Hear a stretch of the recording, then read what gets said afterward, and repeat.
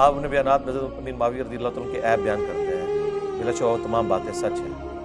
اچھا آگے پھر کیا مسئلہ رہ گیا؟ جو امیر معاویہ کے بارے میں بیان کی جاتی ہیں، آپ نے مگر ایک ایسا مسئلہ جس میں امت کا اختلاف کا خدشہ ہے، اس کو میں نے کون سا اختلاف کرایا جی؟ نہ میں صفین کرائی جائے، نہ میں سنی شیعہ فرقے بنائے جائے، نہ حالت تک حضرت معاویہ تے جو ممبرات لعنت ہو رہی ہے وہ میں شروع کرائی ہے۔ میں تو اس دنیا میں پیدا کیا گیا ہوں جہاں پہ یہ مسئلے پہلے ہی تھے، میں نے تو ان مسئلوں کو ختم کروایا ہے۔ اچھالا کہاں سے ہے؟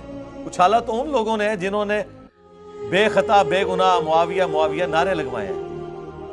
فیضان امیر معاویہ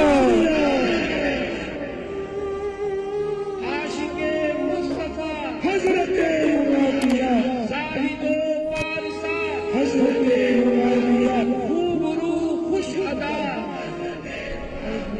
خوش نما خوش لقا حضرت معاویہ مخلص و باوفا حضرت معاویہ بے گناہ بے خطا حضرت معاویہ بے گناہ بے خطا حضرت بے گناہ بے خطا حضرت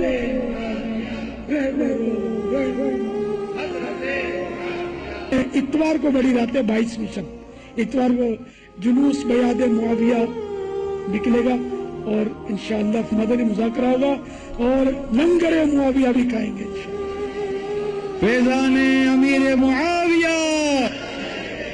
ہاں اچھالا انہوں نے ہے جنہوں نے قسطنطینیہ کی بشارت یزید ابن معاویہ پہ فٹ کی ہے۔